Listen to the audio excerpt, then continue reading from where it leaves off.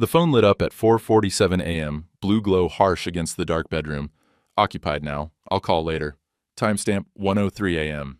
Diane hadn't worked past midnight in 38 years. Wind rattled the window panes, blizzard coming off the plains, sound like a freight train bearing down. The furnace struggled below, ductwork pinging metal on metal. I sat up, smelled yesterday's coffee gone stale, diesel fuel on my work clothes draped over the chair. I drove the 4 miles to Westbrook Auction in whiteout conditions. Diane's sedan and Cody's truck sat in the lot, both snow-buried 6 inches deep. They'd been there since 8 o'clock, maybe earlier. Upstairs office window glowed yellow, 2 silhouettes, the light dimmed. I didn't knock. Drove home, hands steady on the wheel. 5:30 I opened the leather ledger, my grandfather's dated 1889. Flipped to the back page, emergency contacts, deed location in my father's cramped hand. Opened the safe behind our wedding photo. Combination hadn't changed since 1962. Pulled the deed folder, only a photocopy inside. Held it to the lamp. The signature looked wrong. Ink color didn't match my pen. That wasn't my signature. Someone had traced it. Diane's headlights swept across the kitchen window at 6:15. I heard her boots on the porch, stamping off snow. The door opened. Cold air rushed in, carrying the smell of someone else's cologne. Something sharp, citrus heavy, not mine. She stopped when she saw me at the table. Ledger open, photocopy beside it. "You're up early." Her mascara had run, black smudges under both eyes. Snow melted in her hair. "Emergency inventory audit?" I kept my voice level. "That's what your text said last week." "Walt, your car's been at Westbrook since 8 p.m. I can tell by the snow accumulation. Text came at 1 a.m. I tapped the photocopy. 5 hours is a long audit. She set her purse down, hands shaking. Cody needed help with paperwork. The auction house is in trouble, financially, and... "Where's the original deed, Diane?" Her face went white. "What deed?" "The one you took from the safe." "I don't know what you're talking about." But her eyes cut to the wedding photo on the mantel, the safe behind it. "You're being paranoid." "Am I?" I slid the photocopy across the table. "This signature, that's not mine." She looked at it for 3 seconds, looked away. "I need coffee." "Sit down. Don't tell me what to do in my own house." "Our house," I said. "For 38 years. Sit down." She sat. "Your story changed 3 times in 2 minutes," I said. "Inventory audit, paperwork emergency, financial trouble. Which is it?" "All of it." "Try again." Her jaw tightened. "You wouldn't understand. You've never understood anything except cattle and dirt." I closed the ledger, stood. "I'm going to check the herd." "That's it? That's all you have to say?" "No." I pulled on my coat, heavy canvas stiff with cold. "I'm saying you have, until I get back to decide if you want to tell me the truth, because I'm going to find it either way." The barn was 15 degrees warmer than outside, but my breath still fogged. 40 head of cattle, most lying down in their stalls. The smell hit me, hay and manure and warm animal bodies, a smell I'd known since I was 9 years old. Safe, honest. Calf number 487 was 3 days old, wobbly on her legs. I ran my hand along her flank, pulled the ear tagger from my belt. She didn't flinch. Good bloodline. Her mother watched me chewing cud, trusting. I punched the tag through, quick, clean. Opened the ledger to record it. Farmer 487, female. Born January 19th, damn the 302. My handwriting, same as it had been for 40 years. Blocky capitals, black ink from the same brand of pen. I flipped to the back page. My father's handwriting, tight loops, faded blue ink. Then I looked at the photocopy again, at the signature someone had traced over my name. The pen was wrong, ballpoint, not felt tip. And the pressure. Too light, like someone copying from a sample, nervous their hand might slip. I stood there, barn quiet, except for the cattle shifting in their stalls. Outside, the wind howled. Inside, my heartbeat felt too loud. I drove to First Baptist to clear my head. The church parking lot was empty, too early for Wednesday services. I sat in the truck, engine running for heat, and stared at the white clapboard building where Diane and I had been married in 1987, where we'd baptized Clay in 1985, where I'd buried my father in 2003, a piece of paper tucked under the windshield wiper. I got out, pulled it free. Legal letterhead, First National Bank, addressed to Walter Brennan, already opened. Diane's perfume on the envelope, that same too sweet smell she'd started wearing last October. Notice of foreclosure. Pursuant to loan default on account number 8472940, First National Bank demands payment of $180,000 in dollars within 90 days. Or we'll proceed with property seizure. Loan collateral. Brennan Ranch, deed number 4478820, 90 days, 12 weeks, 1 season. I'd never signed loan papers, never taken a loan against the ranch, not in 40 years of owning it, not once. But someone had. Someone with access to the deed, someone who knew how to trace my signature well enough to fool a banker. The wind picked up, rattling the church's loose gutter. Crows called from the pine windbreak, harsh and mocking. I looked at the notice again. Loan origination date, October 14th. The same week Diane started wearing new perfume. The same week she started coming home late from Quilting Circle. The same week I stopped sleeping through the night. I pulled into the church parking lot the following Sunday, 30 minutes early for service. Wanted to sit in silence before the congregation arrived. Needed to think. Mabel Henderson's Buick was already there. So were 5 other cars. The Quilting Circle, gathered near the Fellowship Hall entrance. Steam rose from their coffee thermoses in the cold air. I tried to walk past. Mabel stepped into my path. "Walter." She smiled, but her eyes were doing inventory. My unwashed hair, yesterday's shirt, the hollowness I could feel in my own face. "We've been meaning to talk to you." The other women closed ranks behind her. Carol, Linda, Judith, 2 others whose names I'd forgotten. All of them watching me like I was a calf they were deciding whether to cull. "Morning, Mabel." "We're concerned about Diane." She adjusted her scarf. Cashmere. Smelled like department store perfume. "She's been working herself to exhaustion. Double shifts, late nights. We barely see her at quilting anymore." My jaw tightened. "That's so?" "Poor thing." Linda touched my arm. I stepped back. "She's been so stressed. Cody Westbrook's been such a comfort to her, helping with everything." The words landed like a hoof to the chest. "Cody's been a comfort," I repeated. "Oh, yes," Carol nodded, earnest. "He's been wonderful. Drove her home from the hospital twice last week when her car wouldn't start. Helped her with some paperwork for the nurses' union. Such a gentleman." Judith leaned in, voice dropping to that conspiratorial whisper women use when they're about to gut you. "We know things have been difficult at home, Walter. Diane mentioned you've been distant." "Distant. Well," Mabel's smile turned pitying. "You did choose the ranch over her. Everyone knows that." I looked at each of them. 40 years I'd known these women.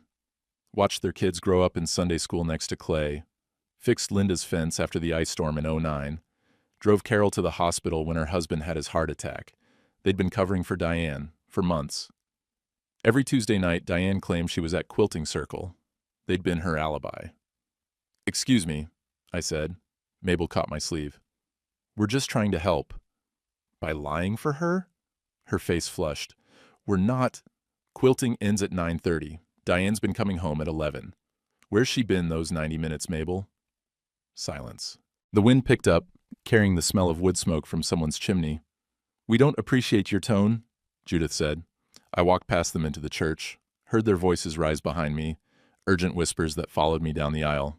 Rita Kimball's office at First National smelled like burnt coffee and photocopier toner. She was 58, gray hair cut short, reading glasses on a chain.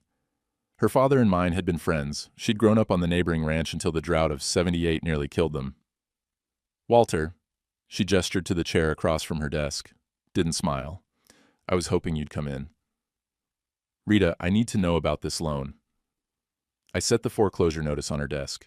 She picked it up, read it, set it down carefully like it might explode. "I can't discuss the details of—" "Someone forged my signature." Her face didn't change, but her fingers tightened on the pen she was holding. "Rita, please." She was quiet for 30 seconds. Then she opened a drawer, pulled out a manila folder, slid it across the desk. "I'm violating about 6 regulations by showing you this." The loan documents were inside, dated October 14th, amount $180,000. Collateral, Brennan Ranch, signature Walter Brennan. Except it wasn't. And stamped in the corner, notarizing the signature, Diane M. Brennan, license number 4829, CO. I stopped breathing. "She didn't know," I said. "She couldn't have—" "Walter." Rita's voice was gentle, pitying. "She notarized it. That means she watched someone sign your name. Or she signed it herself and notarized it anyway. Either way, that's fraud." The room felt too small, too hot. I loosened my collar. "Why?" "Cody Westbrook." Rita pulled out another document, 3 liens against Westbrook Livestock Auction, dated 2022, 2023, 2024. He's been drowning in debt for years. The auction house is on the verge of collapse. He needed capital. So he stole my ranch. He used your ranch as collateral for a loan he never intended to repay. She leaned forward, and Diane helped him do it. My hands were shaking. I pressed them flat against my thighs. What are my options? Legally? Rita shook her head. The bank board already voted. We have to proceed with foreclosure. I fought them, Walter, but the loan's in default, the collateral's legitimate. It's not legitimate, it's fraud. Then prove it. She slid a business card across the desk. County clerk, file a complaint, get a handwriting expert, do it fast. How fast? You have 87 days. I stood. The chair scraped against linoleum. Rita, why are you helping me? Because your daddy saved our farm in '78 when the bank wouldn't. Her eyes were wet. And because some debts don't have an expiration date. I walked out into the cold. My truck was the only vehicle in the parking lot. On the seat, a note in Diane's handwriting, staying at Linda's. We both need space. I was in the barn 4 days later, replacing a rotted board on the cattle gate, when Vern McCready's truck rumbled up the drive. Didn't announce himself, just grabbed a toolbox from his flatbed and walked over. Gate's been squeaking for a month, he said. Figured you could use a hand. Vern was 72, built like a fence post, all sinew and scarred knuckles. Purple Heart from Vietnam hung in his living room, though he never talked about it. Widower since 75, lived alone on a 160 acres bordering mine to the east.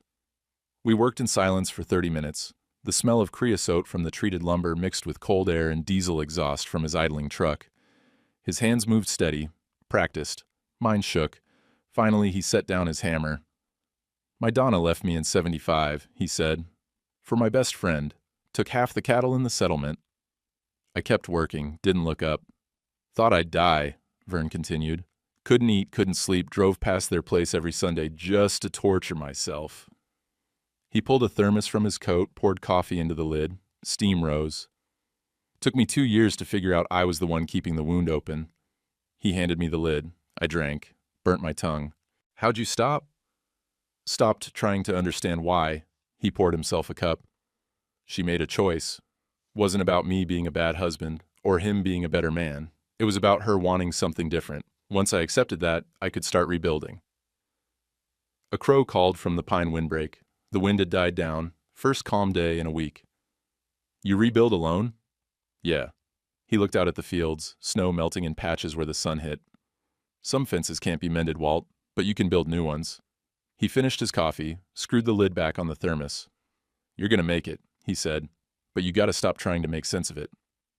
After he left, I stood at the gate for a long time, watching the cattle. They didn't care about betrayal or mortgages or forged signatures. They cared about hay and water and shelter. Simple. Honest. I wished I could be a cow. The county clerk's office was in the courthouse basement, fluorescent lights humming overhead. Margaret Simmons had worked there 30 years, knew every deed, lien, and easement in the county by memory. Walter Brennan. She looked up from her computer, reading glasses perched on her nose. Wondered when you'd show up. I set the loan documents on her counter. Need to file a fraud complaint. She picked them up, studied them, her mouth pressed into a thin line. This is notarized by Diane Brennan. I know. Your wife. Yes. She was quiet, reading. Then she pulled out a form, slid it across the counter with a pen. Fill this out. I'll need the original deed for comparison, your own signature samples, and a notarized statement that you didn't authorize this loan.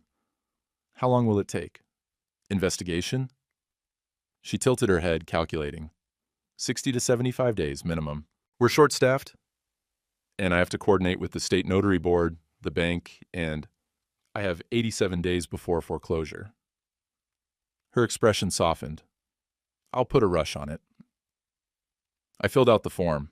My hand cramped halfway through, realized I'd been gripping the pen hard enough to leave marks. Margaret took it, scanned it, pulled out her own notary stamp. This'll cost you $300 for the handwriting expert, she said. County doesn't cover that. I'll find it. She stamped the form. The sound was final, official, binding. Off the record? She leaned forward, voice dropping. Get a good handwriting expert, one who's testified in court before, and pray, Walter. Because even if we prove fraud, getting the bank to reverse the foreclosure in time, she shook her head. It'll be close. I walked out into the courthouse lobby. Through the window, I could see Westbrook Livestock Auction across the street, big corrugated metal building, Cody's truck in the lot. I didn't stop, didn't even slow down. That night, I sat at the kitchen table with the ledger open, wrote day 7, filed fraud complaint, 83 days left. Margaret says 60, 75 days for investigation. My phone buzzed. Diane's number. I watched it ring. 5 times. 6. Voicemail. Walt, we need to talk. You can't just ignore me. This isn't healthy. Call me back. I deleted it, opened the ledger again, flipped it to the section where I kept cattle records, births, deaths, sales, 40 years of entries, my father's handwriting in the early pages, then mine taking over in 1985, continuity, stewardship, legacy. I'd promised my father I'd keep this land in the family, sworn it at his deathbed in 2003. Now his daughter-in-law was trying to steal it. The furnace kicked on. Wind rattled the kitchen window. Somewhere outside, a coyote howled. 83 days. Cody Westbrook showed up at the ranch on day 12. February cold, temperature hovering just above 0. I was in the barn fixing a water heater when I heard his truck. That diesel rumble you could hear a quarter mile off. Expensive engine in an expensive Ford. He came through the barn door wearing pressed jeans, polished boots, a sheepskin coat that probably cost more than my monthly feed bill. Smile on his face like we were old friends. Walt. He extended his hand. I didn't take it. Set down my wrench, straightened up slow. My back popped. Little cold for a social call, I said. Thought we should talk. Man to man. He lowered his hand, unfazed. Clear the air before things get ugly. Things are already ugly. They don't have to be. He leaned against a stall door. One of the heifers snorted, moved away. Animals know. Look, I know you're upset. Diane told me you found out about us, but Walt, this doesn't have to be complicated. Complicated. I picked up the wrench again, turned it over in my hands. That's one word for it. I'm offering you a way out. He pulled a folded paper from his coat pocket. $50,000, cash. You sign over your interest in the ranch. I assume the debt. You walk away clean. Walk away from land my family's owned since 1889. Walk away from a foreclosure that'll destroy your credit for a decade. His voice stayed smooth, practiced. Auctioneer's voice, knew how to sell anything. Be reasonable. The bank will seize it anyway. At least this way you get something. I set the wrench down carefully, looked at him straight. Get off my property. The smile finally cracked. Rita told me you filed a complaint. That was stupid, Walt. That's so. I've got lawyers, good ones. You're a rancher in debt trying to blame everyone but yourself. Who do you think the county will believe? The handwriting expert? His jaw tightened. There's no expert. You don't have that kind of money. Found it. A lie, but he didn't need to know that. Doesn't matter. He pushed off the stall door, took a step closer. You know what does matter? The bank board held an emergency vote yesterday. Your foreclosure timeline just got accelerated. You've got 60 days now, not 90. Some clause about borrower hostility, filing a complaint triggered it. The barn felt suddenly smaller, colder. You're lying. Call Rita. Ask her. He smiled again, and this time it was genuine, mean. And one more thing. Diane's filing for divorce next week. Her lawyer's going after half your assets. Whatever you manage to salvage from this mess, you'll lose half of it to her. My hands curled into fists. He saw it, took a step back. Careful, Walt. Assault would look real bad right now. You already look unhinged. Unhinged. That's what people are saying. He headed for the door, stopped. Oh, and if you keep spreading lies about me, fraud, forgery, all that, I'll sue you for defamation. You'll lose whatever's left. He walked out. His truck engine started, smooth and powerful. I watched through the barn door as he drove away, gravel crunching under his tires. 60 days. I pulled out my phone, called Rita. She answered on the first ring. Walter, I was about to call you. Is it true? 60 days? Silence. Then, the board voted yesterday. I'm so sorry. I fought them, but I hung up, sat down on a hay bale. The barn was quiet except for the cattle shifting in their stalls, the water heater ticking as it cooled. 60 days, 2 months, 1 season, Sunday service. I arrived 10 minutes late, slipped into my usual pew, near the back. Father Tomas was mid-sermon, something about forgiveness and mercy. The congregation was smaller than usual, flu going around, he'd said last week. During coffee hour, I poured myself a cup from the percolator. Burnt, as always. The fellowship hall smelled like old wood polish and stale donuts. Mabel Henderson stood at the center table, surrounded by her quilting circle. Her voice carried. Such a difficult situation. Poor Diane, trapped all these years with a man who cared more about cattle than his own wife. Linda nodded. Emotional neglect is still abuse. Absolutely, Carol chimed in. My sister went through the same thing. Her husband worked constantly, never talked about feelings. She finally had to leave for her own mental health. I set my coffee down, walked toward the table. The conversation stopped. All 6 women turned to look at me. Morning, ladies, I said. Mabel's face flushed. Walter, we were just discussing my marriage. I kept my voice level. I heard. We're concerned, Judith said. Diane's been through so much. Has she? You have to understand her perspective. Linda touched my arm again. I didn't move away this time. Just looked at her hand until she withdrew it. She gave you 38 years. She deserves happiness. She forged my signature on loan documents, I said quietly. Helped Cody Westbrook steal my ranch.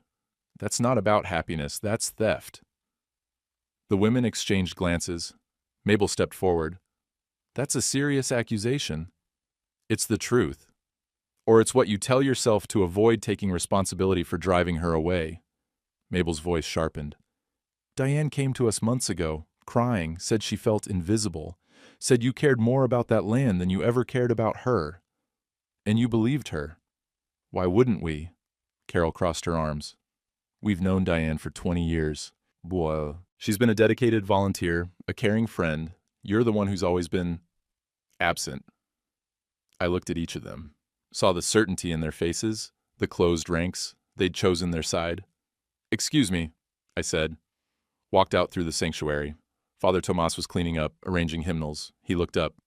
Walter, you left early. Needed air. He set down the hymnals, walked over. I heard some of what was said in there. And I can't take sides. You know that. He pulled at his collar, nervous habit. But I will say this, truth has a way of surfacing, like spring thaw. What's frozen and hidden eventually comes up. How long does that take? As long as it needs to. I drove home. The ranch was empty, just me and 40 head of cattle. I sat in the truck in the driveway for 20 minutes, engine running for heat, staring at the house. Diane's car pulled up behind me. I got out. She got out. We stood 10 feet apart, breath fogging in the cold. We need to talk, she said. No, we don't. Walt, please, I know you're angry, but where'd you put the money? She blinked. What? The $180,000. Where is it? That's not... It's complicated. Try me. She wrapped her coat tighter. Cody needed help. The auction house was going under and he had kids in college, and... So you gave him my ranch. I gave him a loan, using the ranch as collateral. It was temporary, just until he could get back on his feet. You forged my signature. I knew you'd say no.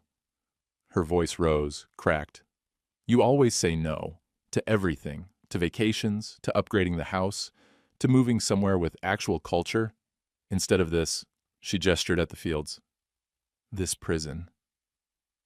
This prison is 4 generations of my family. Your family, not mine. She stepped closer. I've lived here for 38 years, Walt. 38 years of cows and mud and loneliness. Do you know what that's like? You could have left. Oh, I did. Tears on her cheeks now, freezing in the cold. I'm leaving now. I found someone who actually sees me, who wants to build something new instead of tending something dead. Then go. This is my house too. No. I pulled the foreclosure notice from my pocket. This is collateral on a fraudulent loan. In 60 days, it won't be anyone's house. She stared at the paper. You filed a complaint. Yes. Do you have any idea what you've done? If they investigate, I could go to jail. My nursing license. You should have thought about that before you notarized a forged signature. She was shaking now, rage or cold, or both. You selfish bastard. You care more about revenge than about us. There is no us. There hasn't been for months. A truck pulled into the driveway. Linda's Subaru, Diane's sister's car behind it. I'm taking my things, Diane said. All of them. I watched as the three women carried boxes and suitcases from the house. Diane's quilts, her mother's china, the good silverware, 38 years packed into a U-Haul trailer. She stopped at her car, hand on the door. I hope it was worth it, she said. The land. I hope it keeps you warm at night. They drove away. Taillights disappeared down the county road. I stood in the driveway until I couldn't feel my fingers. Then I went inside. The house was gutted. Empty closets, bare walls where her paintings had hung, bedroom stripped except for my side of the bed. I sat at the kitchen table, opened the ledger, wrote, Day 14, 60 days until foreclosure. Diane moved out. Community sides with her. I've never felt this alone. Diane called 18 times over the next 4 days. I didn't answer. On day 18, she left a voicemail at 6 in the morning, voice tight with frustration. Walt, you can't just ignore this. We need to talk like adults. I know you're hurt, but shutting me out isn't healthy. It's not fair to either of us. Call me back. I deleted it, made coffee, walked out to the barn. The cattle were waiting at the gate, breath steaming in the cold. I checked each one, running my hands along flanks, looking for injuries or illness. Calf number 491 had a slight limp, checked her hoof, found a stone wedged in the soft tissue, pulled it out with pliers. She barely flinched, opened the ledger, recorded it. Number 491, stone bruise, treated. My father's voice in my head. Write it down. If you don't write it down, it didn't happen. I turned to a blank page, wrote, Silence isn't weakness, it's patience. Dad taught me that. The barn door creaked open. I looked up, expecting Vern. It was Father Tomas, collar visible under his winter coat. Thought I'd check on you, he said. You didn't stay for coffee hour last week. Didn't feel welcome. He walked over, hands in his pockets. Can I ask you something, Walter? Go ahead. Why didn't you fight back? When Mabel said those things, when the congregation sided with Diane, you just left. And I closed the ledger. Because fighting back means I care what they think. I don't. You don't care at all? I care about the truth. I care about this land. What Mabel thinks about my marriage. I shook my head. She can think whatever she wants. Won't change what happened. Father Tomas was quiet for a moment. That's either very wise or very stubborn. Maybe both. He smiled slightly. Your father was the same way. Quiet, patient. Let people talk themselves out before he said a word. He pulled something from his coat, a small book, leather-bound. He gave me this before he died. Asked me to give it to you when you needed it. I took it. A book of Proverbs, King James Version, pages soft with age. When I needed it? He said you'd know. Father Tomas turned to leave, stopped at the door. Proverbs 11:1. He had it marked. After he left, I opened the book, found the passage, underlined in my father's hand. A false balance is abomination to the Lord, but a just weight is his delight. Beneath it, in pencil, truth weighs what it weighs, lies always tip the scale. Rita called that afternoon. Can you meet me at the diner, not the bank? She was already in a back booth when I arrived, 2 cups of coffee waiting. The diner smelled like grease and burnt toast. Waitress didn't look up from her crossword puzzle. Rita slid a folder across the table. I could lose my job for this. Inside, photocopies of loan documents, not just mine, 3 others. All from Westbrook Auction, all using ranch property as collateral, all with signatures that looked slightly off. Cody's done this before, Rita said quietly. 3 times in the last 5 years. Different banks, different properties. He targets people with land. I studied the signatures, recognized 2 of the names, both widows, both members of First Baptist. Why didn't the banks catch it? Different banks, different counties. No one connected the pattern until I started digging. She leaned forward. Walter, here's what I can't tell you officially, but I'm telling you anyway. I have a friend at the county clerk's office. She's cross-referencing all these signatures right now. If even one of them is proven fraudulent, it establishes a pattern. How long? She's pushing it through, maybe a week. Rita tapped the folder. But you need a handwriting expert, a good one, someone who can testify in court if it comes to that. I told you, I don't have... She slid a business card across the table. Jennifer Albright. She's the best in the state. Testified in the Morrison fraud case in 2019. I looked at the card. Rita, I can't afford. She owes me a favor. A big one. I got her daughter into a college loan program 3 years ago. Rita stood, pulled on her coat. Call her today. Tell her I sent you. She'll do it. Why are you doing this? Her eyes softened. Because your daddy helped mine when no one else would. Because some debts don't expire. And because... She picked up her purse. Because what Cody's doing is wrong, and someone needs to stop him. I called Jennifer Albright from the truck. She answered on the second ring, voice professional and clipped. Ms. Albright, my name is Walter Brennan. Rita Kimball suggested I call. Ah, the Brennan Ranch case. Papers rustled in the background. Rita sent me preliminary documents yesterday. I've already started the analysis. You have? Rita doesn't call in favors lightly. When she does, I pay attention. More rustling. I need original signatures from you. At least 10 samples from different time periods. Tax returns, checks, any legal documents you've signed in the past decade. Can you get those to me by Friday? Yes. Good. I'll have a preliminary report in 7 days. Full forensic analysis in 10. She paused. Mr. Brennan, based on what I've seen so far, this is forgery. Very careful forgery, but forgery nonetheless. The pressure patterns are wrong, the pen speed, the confidence of the stroke. My throat tightened. How sure are you? 95%. But I need those originals to be certain. I thanked her, hung up, sat in the truck, staring at the diner's neon sign flickering in the gray afternoon. 56 days until foreclosure, 7 days until the handwriting report. For the first time in 2 weeks, I felt something besides dread. I felt like maybe, just maybe, I had a chance. That night, I wrote in the ledger, day 22, handwriting expert hired, county investigating other victims. Rita risked her job to help. Vern brought fence supplies. Father Tomas brought Dad's Bible. I paused, pen hovering over the page, not fighting alone anymore. Sheriff Dale Morrison showed up at the ranch on day 28. I was rotating cattle to the south pasture when I saw his cruiser coming up the drive. Light bar off, but moving slow. Official. He got out, adjusted his belt. We'd known each other since high school. He'd been 2 years behind me, played football while I showed cattle at State Fair. Walt? He didn't meet my eyes. Got a minute? Sure. We stood by the fence. The cattle grazed behind us, unbothered. Cold wind came off the plains, carrying the smell of distant snow. I have to ask you something. Dale pulled out a small notepad. Did you threaten Cody Westbrook? No. Did you trespass at Westbrook auction on the night of February 10th? I haven't been near that place in 3 weeks. He wrote something down. Cody filed a report yesterday, says you showed up at the auction house with a rifle, made verbal threats against his life. I stared at him. That's a lie. Can anyone verify where you were that night? I was here, alone. Dale nodded, still writing. See, that's the problem. No alibi. And people are talking, Walt. Half the town thinks you're... He trailed off. Thinks I'm what? Unstable. Obsessed. Can't let Diane go. He finally looked at me. Making false accusations about fraud, harassing Cody, driving past his place at odd hours. I've never driven past his place. That's what Mabel Henderson said she saw. Tuesday night, around 10 p.m. Your truck. Mabel's lying. Or you're losing track of things. Dale put the notepad away. Look, I'm not saying I believe Cody, but I need you to understand how this looks. Your wife leaves you for another man. You file a fraud complaint that sounds...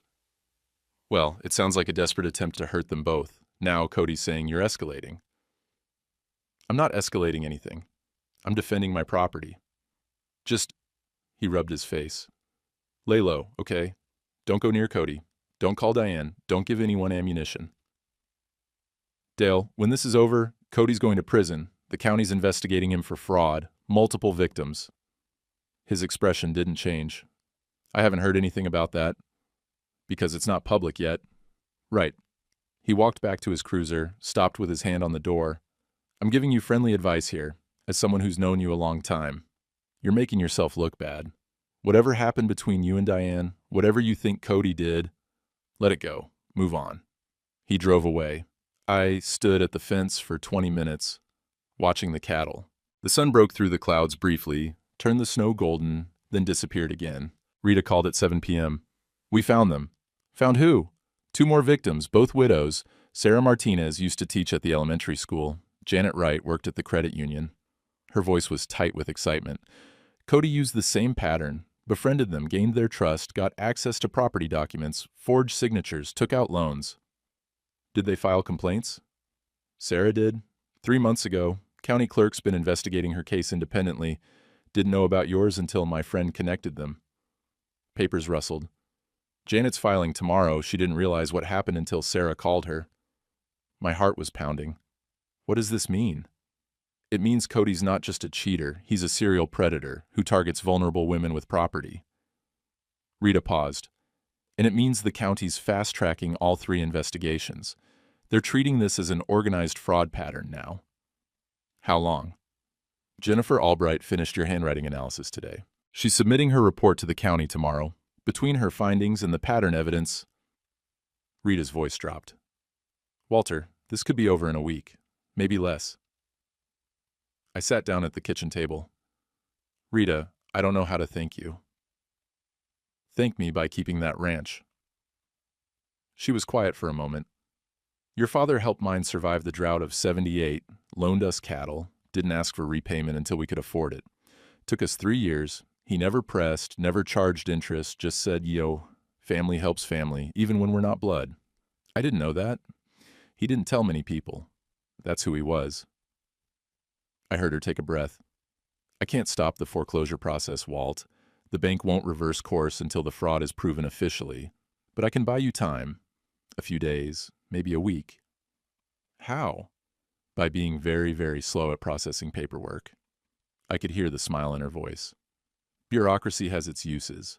I wrote in the ledger that night, day 28, sheriff came, Cody spreading lies, 2 more victims found, pattern established, Jennifer's report finished, Rita buying time, below that, 50 days left. But for the first time, the truth is moving faster than the clock. I flipped to the back of the ledger, found the page where my father had written emergency contacts in 1985, his handwriting steady and sure. Below it, I wrote, truth weighs what it weighs. Lies always tip the scale. The furnace kicked on. Outside, the wind had died down. First robin I'd seen all winter sat on the fence post chirping in the near dark. Spring was coming, slowly, but coming. I sat in Father Tomas's office on day 35, afternoon light slanting through the window. The room smelled like old books and pipe tobacco. A crucifix hung on the wall behind his desk, wood dark with age. I need to ask you something, I said. He set down the parish newsletter he'd been editing. Go ahead. Was I a bad husband? He didn't answer right away. Took off his reading glasses, folded them carefully. Define bad. Did I searched for the words. Did I drive her to this? The affair? The theft? Was it because I wasn't enough? Walter, those are 2 different questions. He leaned back in his chair. Were you a perfect husband? No.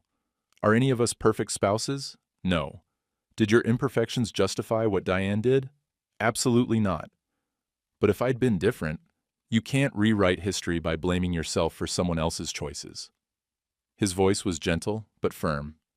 Yes, you worked long hours. Yes, you were emotionally reserved.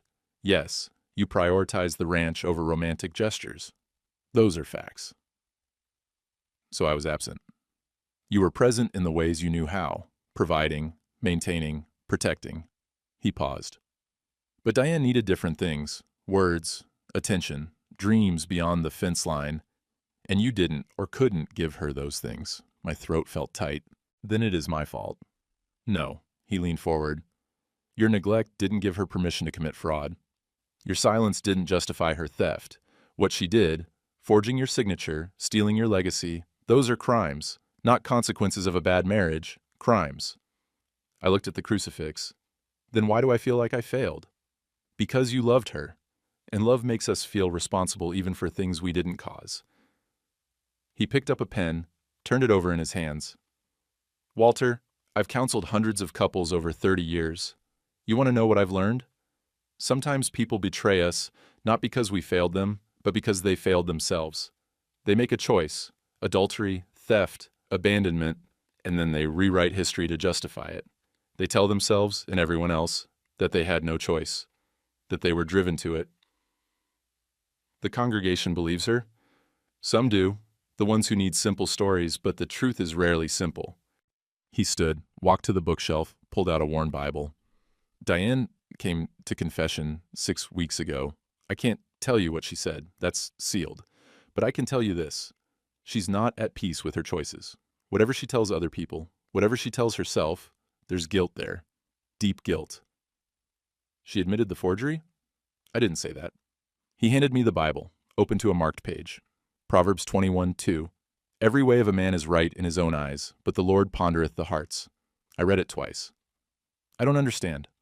Diane has convinced herself she's justified, that you drove her to it, that she deserves happiness even if it costs you everything. He sat back down. But justification and truth aren't the same thing. In her heart, she knows what she did was wrong. That's why she's so angry with you. Because I won't forgive her. Because you won't validate her story. Father Tomas tapped the Bible. You're holding up a mirror by simply existing. By filing that fraud complaint, by staying silent instead of rage fighting, you're forcing her to see herself clearly, and she hates that. I closed the Bible, set it on his desk. I don't know if I'm fighting for justice or revenge. Maybe both, maybe neither. He picked up his pipe, didn't light it, just held it. What I do know is this. You're fighting for something that matters. Legacy. Truth. The land your father entrusted to you. Those aren't small things. But if I win, if I keep the ranch, I lose her. 38 years. Gone.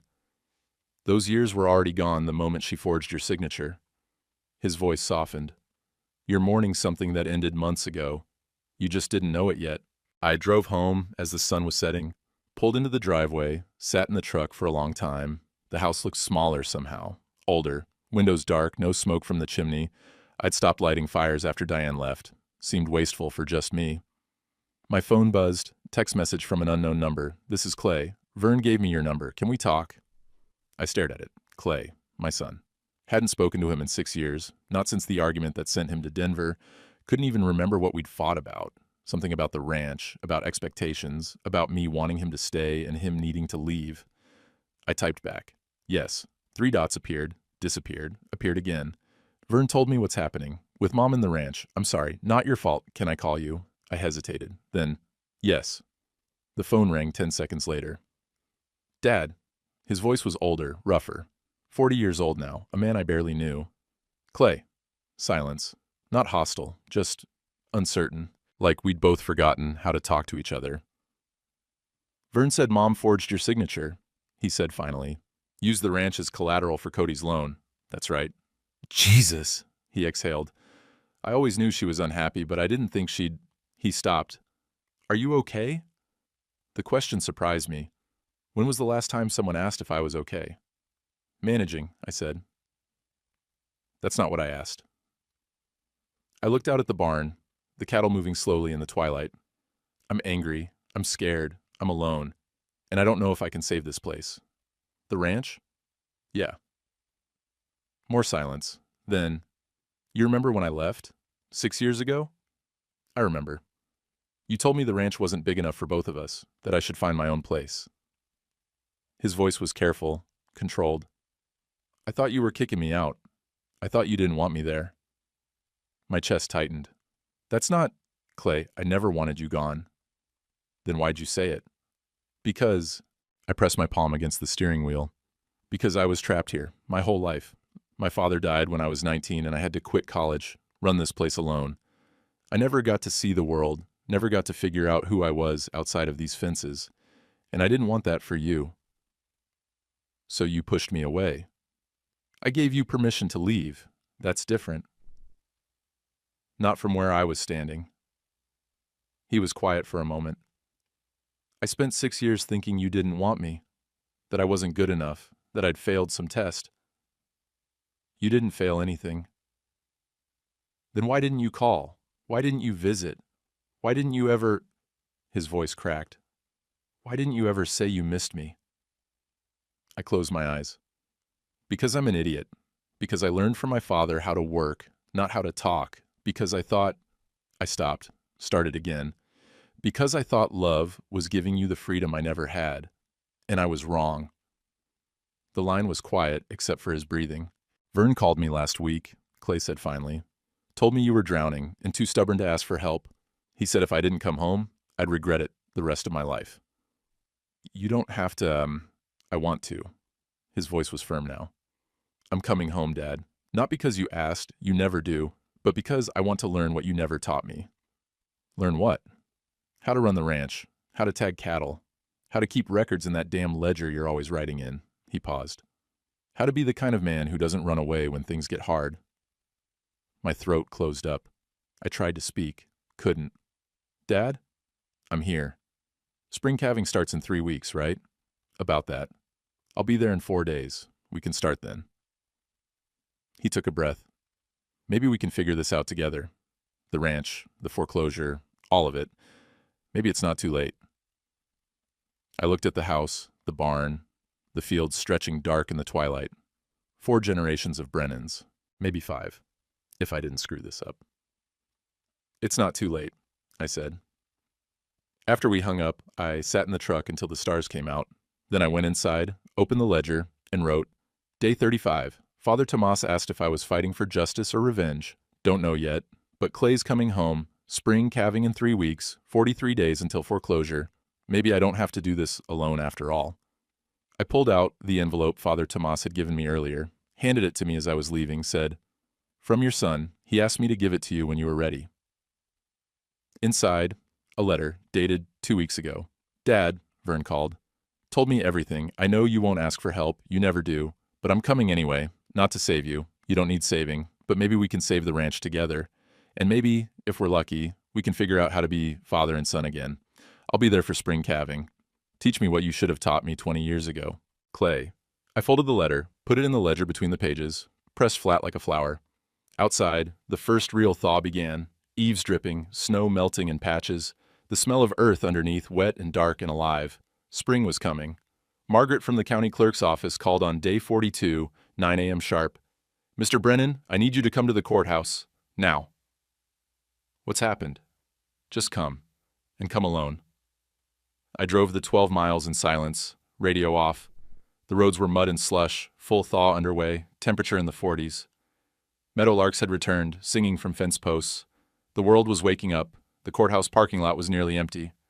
I climbed the steps, boots leaving mud tracks on the tile. Margaret's office door was open. Inside, Margaret, county clerk, Sheriff Dale, and a woman I didn't recognize, 50s, gray suit, briefcase. Cody Westbrook sat in the corner chair, lawyer beside him. His face was pale, jaw tight. Mr. Brennan, Margaret gestured to an empty chair. Please sit. I sat, looked at Cody. He wouldn't meet my eyes. Margaret opened a folder. I'm going to read the county's findings. Mr. Westbrook, you have the right to remain silent, but everything said here today is on the record and will be submitted to the district attorney. Cody's lawyer leaned forward. My client maintains. Your client can maintain whatever he wants. The woman in the gray suit spoke. I'm Jennifer Albright, forensic document examiner. I was hired to analyze the signature on deed number 4478820, allegedly signed by Walter Brennan on October 14, 2024. She opened her briefcase, pulled out a bound report. My findings are conclusive. The signature is forged. Pressure analysis shows inconsistent pen speed. Stroke patterns indicate tracing rather than natural signing. Ink composition doesn't match Mr. Brennan's documented pen preference over 40 years of signatures. She slid the report across the desk to Margaret. In my professional opinion, to a certainty of 99.2%, Walter Brennan did not sign this document. Margaret nodded, pulled out another folder. Furthermore, this office has identified 3 additional cases involving Mr. Westbrook using an identical pattern. Sarah Martinez, 2022, Janet Wright, 2023, and, she paused, Eleanor Voss, 2021. All widows, all with property, all with forged signatures using their land as loan collateral. Cody's lawyer stood. We deny all. Sit down. Sheriff Dale's voice was flat. You're not in control here. The lawyer sat. Margaret continued. Mrs. Martinez filed a formal complaint in November. Mrs. Wright filed yesterday. Mrs. Voss's son filed this morning after learning of the investigation. All 3 handwriting analyses confirm forgery. She looked at Cody. Mr. Westbrook, based on the county's findings and forensic evidence, I'm voiding deed transfer number 4478820. The Brennan Ranch deed is restored to Walter Brennan's sole ownership, effective immediately. My hands gripped the armrests. Furthermore, Margaret nodded to Sheriff Dale. Dale stood, walked to Cody. Cody Westbrook, you're under arrest for multiple counts of forgery, fraud, and identity theft. You have the right to remain silent. Cody's face crumpled. Not angry, just broken. This wasn't supposed to. I was going to pay it back. I just needed time. His lawyer grabbed his arm. Don't say anything. I have kids. Cody looked at me, finally, eyes red. I have kids in college. I was drowning. The auction house was failing, and I thought I could fix it. Stop talking. His lawyer pulled him toward the door. Sheriff Dale cuffed him. The sound echoed in the small office, metal clicking shut. They walked him out. I heard his boots on the tile, then nothing. Margaret slid a document across the desk. Original deed, restored. I'm filing this with the state today. I picked it up. My great-grandfather's signature from 1889, my grandfather's from 1947, my father's from 1962, mine from 1985, 4 generations still intact. Mr. Brennan? Jennifer Albright was packing her briefcase. I'm also submitting findings regarding the notary stamp. Diane Brennan's license will be suspended pending state board review. She'll likely face charges. I nodded, couldn't speak. You should call your bank, Margaret said gently. Tell them the deed's been restored. The foreclosure should be withdrawn immediately. I sat in the truck in the parking lot for 20 minutes, held the deed in both hands. The paper was old, edges soft. My father's signature, strong and sure. You kept your promise, Dad. It's still ours. I called Rita. Walter, I heard. Her voice was bright. Margaret called me 5 minutes ago. The foreclosure's being withdrawn. Board's voting this afternoon, but it's a formality. You're clear. Rita, I don't know how to thank you. Keep the ranch. That's thanks enough. She paused. Your father would be proud. I hung up, sat there as the sun climbed higher, warming the cab. Mud season in full force now, snow melting fast, revealing brown grass underneath. Dead grass that would turn green in a few weeks. My phone buzzed, text from Clay. When should I arrive? I typed back. Today, if you can. Spring calving starts in 10 days, 3 dots, then I'll be there tonight, save me some work. I drove home slowly, taking the long route past Westbrook Auction. The building looked smaller in daylight. A county notice posted on the door. Business license suspended pending investigation. The parking lot was empty except for Cody's truck alone. I didn't stop, just drove past, eyes forward. At home, I walked to the barn. The cattle were waiting at the gate, same as always. Calf number 491 was healed, no more limp. 487 had grown, nearly weaned. I opened the ledger, flipped to today's page. Day 42. County voided the deed transfer. Cody arrested. Foreclosure withdrawn. Ranch is mine. Still mine. Clay arrives tonight. I paused, pen hovering. Diane's nursing license suspended. She'll face charges. Part of me feels bad for her. 38 years, and it ends like this. But she made her choices. I made mine. The land doesn't lie. The land doesn't leave. A truck engine in the distance. I looked up. Clay's Silverado coming up the drive, 2 hours earlier than expected. He pulled up next to the barn, got out, 40 years old, gray in his beard, looked like my father around the eyes. You're early, I said. Couldn't wait. He walked over, stopped a few feet away. Awkward. So, you won. We won. I held out the ledger. You still want to learn? He took it, opened it carefully, like it might break, flipped through the pages, decades of entries. Cattle records, weather notes, my father's handwriting mixed with mine. This goes back to 1889. Great-grandfather started it. He looked at me. And you want me to add to it? I want you to continue it. I pulled the ear tagger from my belt. Starting now. Calf number 503 was born this morning, needs tagging. Clay took the tagger, weighed it in his hand. You're going to have to show me how. That's the idea. We walked to the stall together. The calf was standing, nursing from her mother, healthy, strong. First, I said, you don't just tag them. You promise them you'll keep them alive. Through winter, through drought, through whatever comes. That's the contract. Clay nodded. How do you make that promise? By showing up every morning, by checking fences, by writing it down. I pointed to the ledger. If you don't write it down, it didn't happen. He tagged the calf, hands steady, confident, natural. I opened the ledger, handed him the pen. Your turn to keep the record. Clay wrote, number 503, female, born April 28th, tagged by Clay Brennan. Below it, he paused, then added, co-steward, 5th generation. He handed the ledger back. Our hands touched briefly. Thank you, he said quietly. For what? For letting me come home. We stood there as the sun set, 2 men in a barn, 40 years of silence between us starting to crack. Outside, the meadowlarks sang. The local paper ran the story on day 48. Livestock auctioneer arrested on multiple fraud charges, front page below the fold. I read it at the kitchen table while Clay made coffee.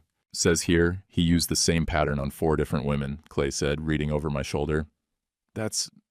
Jesus, Dad. He's a predator. Yeah. And Mom helped him. I set the paper down. She made a choice. The article detailed Cody's arrests, the victims, the pattern, mentioned my case specifically. Brennan Ranch, 240 acres, family-owned since 1889, made me sound like a victim. I didn't feel like one. Not anymore. Clay poured coffee into 2 mugs. Have you heard from her? Your mother? No. Are you going to call her? No. He sat down across from me. She called me yesterday, left a voicemail. I looked up. What did she say? That she made a mistake. That she never meant for it to go this far. That Cody manipulated her. He wrapped his hands around the mug. She wanted me to talk to you, ask you to drop the charges.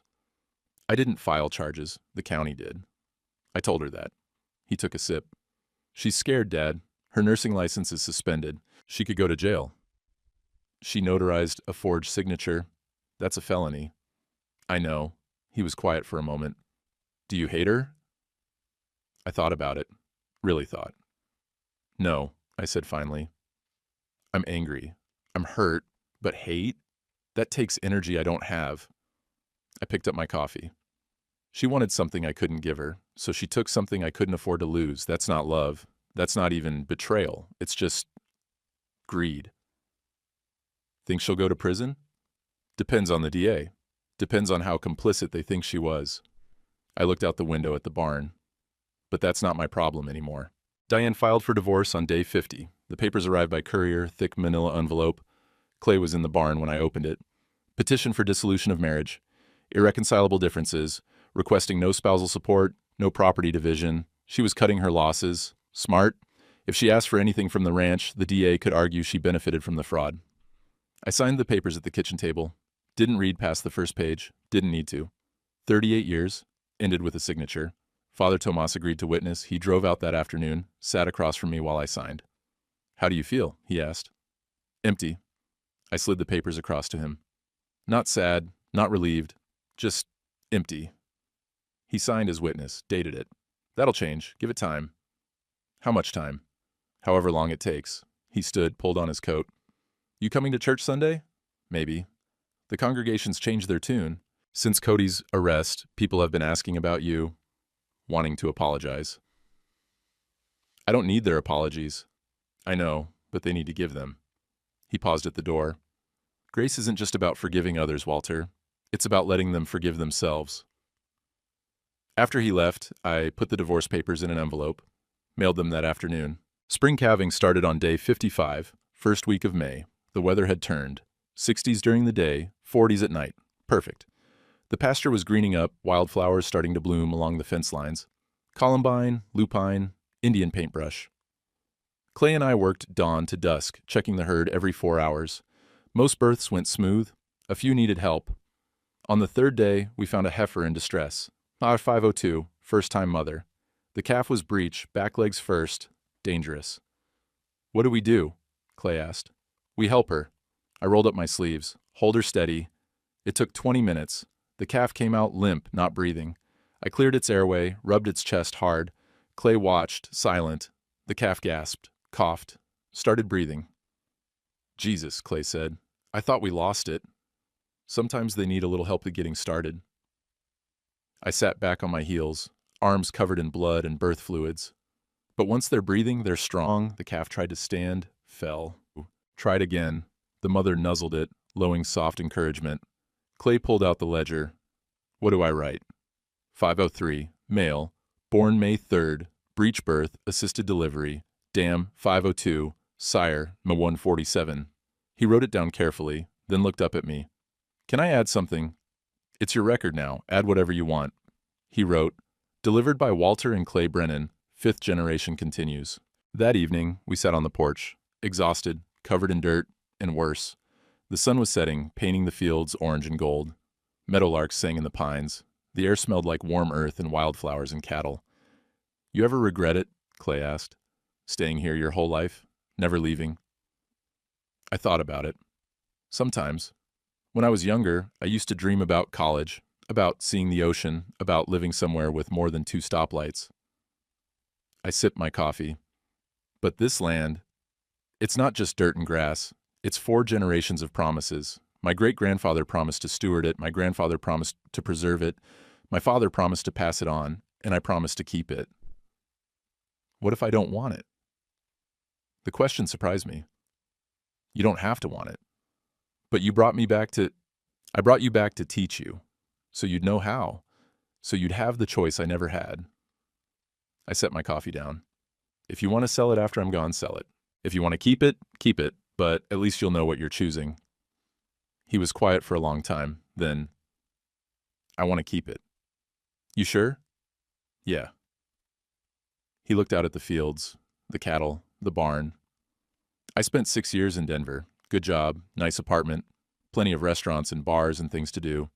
And I was miserable, because I kept thinking about this place, about mornings like this, about work that matters." A coyote called in the distance. The cattle shifted in the pasture, settling for the night. "You know what Vern told me?" Clay said. "He said you can't run from your blood. It'll follow you wherever you go. Might as well make peace with it. Vern's a smart man." "Yeah." Clay stood, stretched. "I'm going to check the herd one more time before bed." "I'll come with you." We walked to the barn together, father and son, boot steps matching on the dirt path. The ledger sat open on the workbench. 5 generations of handwriting, all different, all promising the same thing. We were here, we did the work, we kept the land alive. And now there would be a 6th generation. Maybe. If Clay had kids someday, if they wanted it. But that was future. This was now, and now was enough. People ask if I regret how I handled it. The silence. The waiting. Truth is, I regret a lot.